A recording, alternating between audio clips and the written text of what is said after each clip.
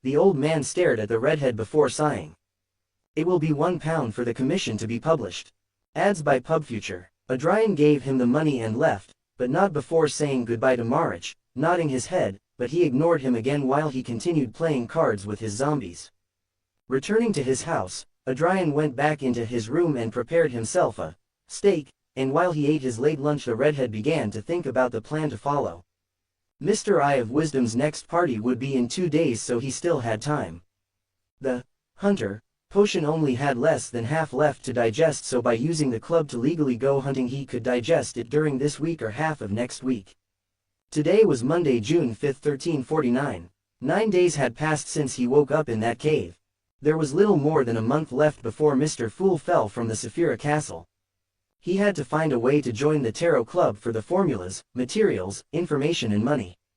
Adrian was not even going to dare to look for the card of blasphemy that was being guarded by a certain evil spirit.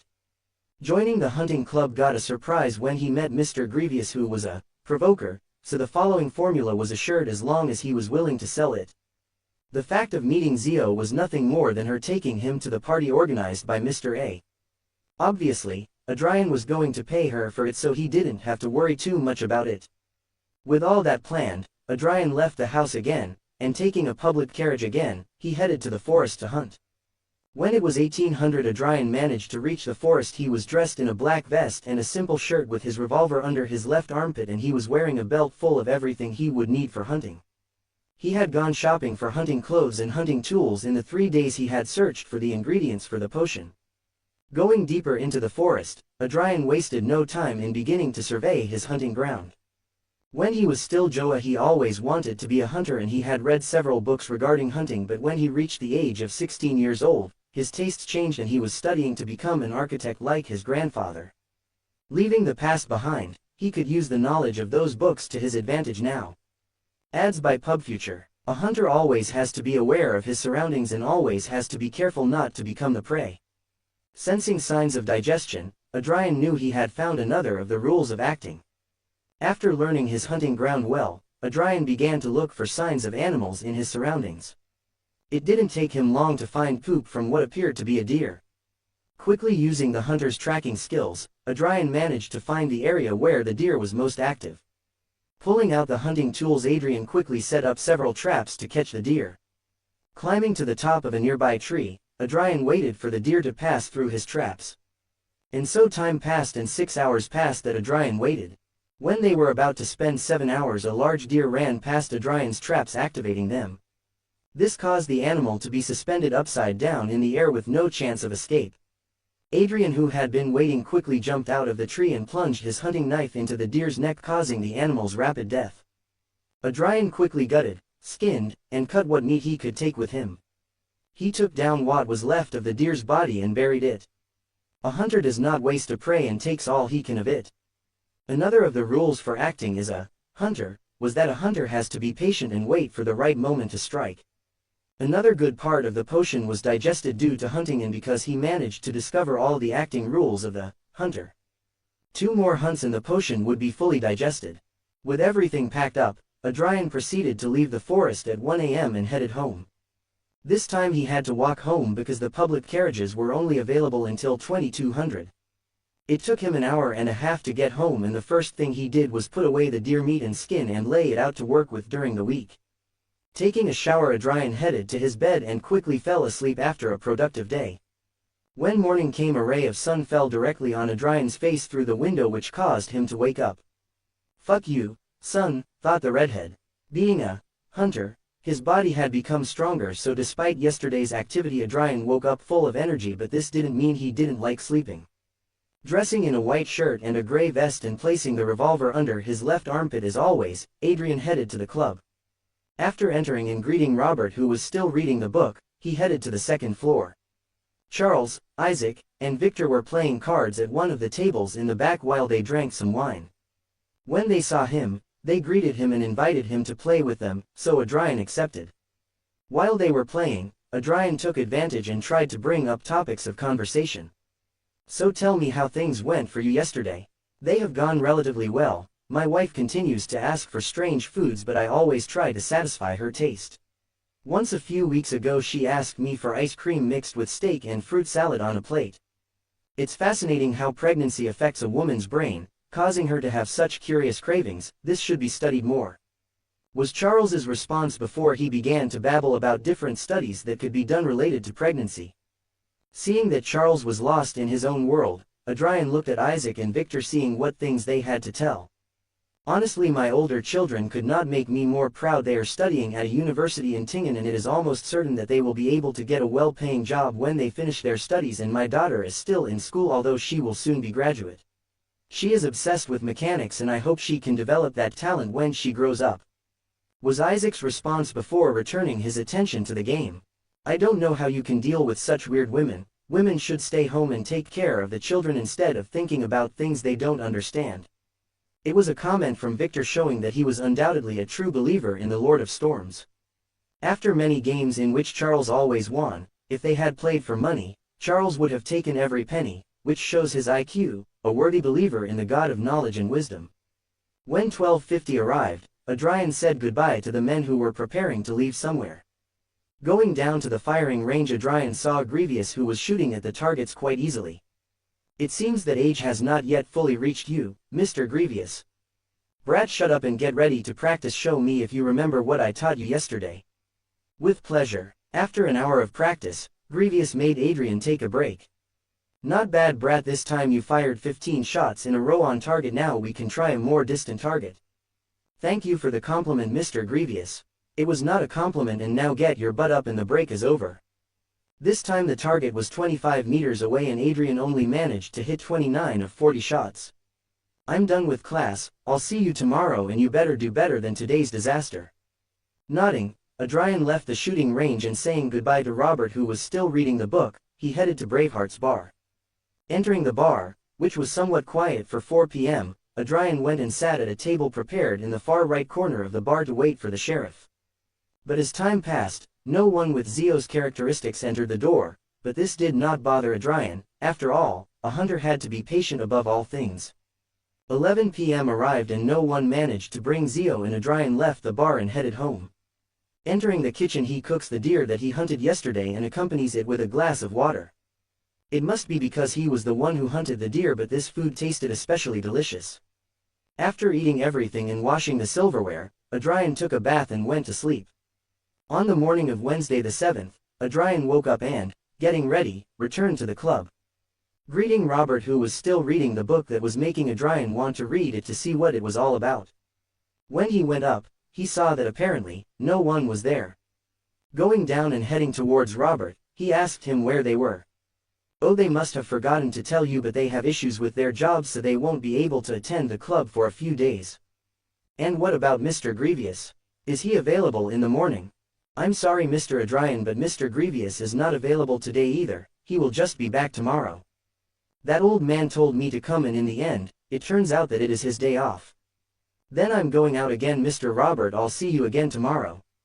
Nodding to Adrian's words, Robert returned to his reading.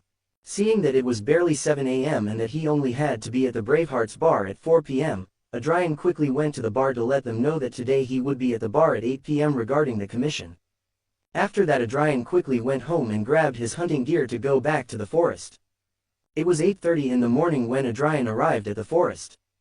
This time Adrian was planning to do one more hunt before going to Mr. Eye of Wisdom's party.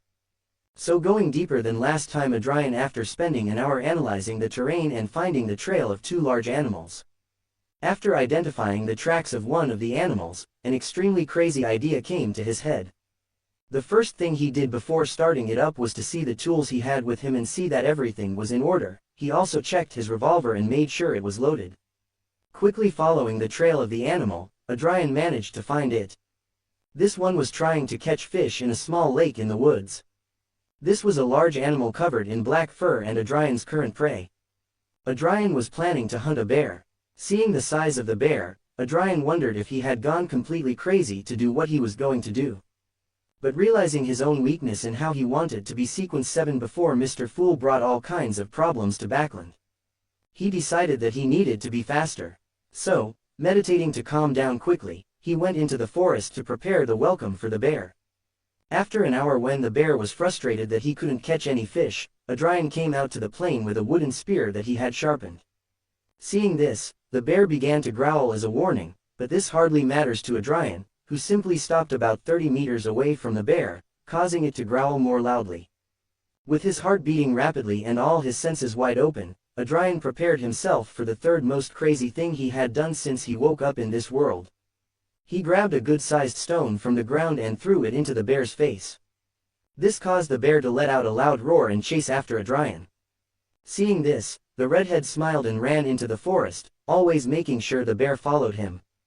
The bear would never know that he had fallen for Adrian's first trap being provocation. After a few seconds of running through the forest with a bear on his heels, Adrian made a great leap to a tree holding on to a branch.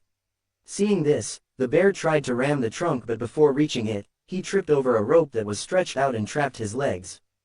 Adrian did not miss this and jumped on the bear's back, stabbing him multiple times with his wooden spear. Only because of the strength increased by the hunter's potion was Adrian able to deal damage to the bear with the wooden spear. It didn't take long for the bear to break free and began to jerk Adrian off his back. But Adrian plunged the spear into the bear's back again and used it as a support for the bear's movements. The bear roared in pain, and seeing that the annoying human didn't fall, he decided on another option. Suddenly he began to throw his back against the trees to try to crush the cockroach that was on his back. Adrian ripped the spear from the bear's back and jumped off the bear's back and quickly rolled not to waste a moment and started running again in another direction, and the bear, seeing red now, went after the redhead again, only now with more fury and energy than before. Just when he was less than 8 meters from the redhead, he cut a rope that was lying against a tree. This caused a large number of leaves to cover the bear's view, preventing him from seeing the redhead. Adrian did not miss the opportunity and continued to stab the bear with the spear and always moved without staying in one place. Suddenly, when he stabbed the bear's side again, the spear broke and the bear took the opportunity to charge Adrian, but he dodged it without any problem. Running to the other side, only faster now, Adrian reached a plain and took a great leap that allowed him to cross a great distance. When he touched the ground again, Adrian stopped running and turned to look at the bloody bear that was charging toward him. But he simply stood still, taking off an imaginary hat as he made a bow that he maintained no matter how closer the bear got. When the bear was 3 meters from Adrian, the floor where the bear was collapsed and he fell on it. Dropping the bow, Adrian walked over to the hole and looked down at the bear that was impaled on multiple wooden spikes at the bottom of it. But despite everything, the bear was still alive but without the possibility of leaving or fighting. Seeing this, Adrian took out his revolver and pointed it at the head of the dying bear. "Thanks for your help." When he said that, Adrian fired 4 quick shots into the bear's front, causing the bear's head to open like a flower, killing it, and freeing it from its suffering. Adrian closed his eyes and felt like a warm summer breath crossed his entire body at the same time that he heard the roar of a panther. The hunter potion had been completely digested. The hunt had been a complete success, and with each trap, the bear had fallen into the potion was digested a bit more, and when the bear fell into the spike trap the potion had almost been digested. It was when Adrian blinded the bear's life that the potion had been fully digested. Looking at the bear's body in the hole, Adrian sighed and went down to skin it. One of his rules was not to waste the prey and to take what one can of it. At 1 p.m. at Adrian's house, he was admiring his new bearskin rug and couldn't help but pat himself on the back. The carpet gave a nice touch to his house. Looking at the table one could see the bear's claws and fangs. That was the most he could carry, the rest he buried in the same hole. After putting everything in its place, Adrian took a shower and headed to his room.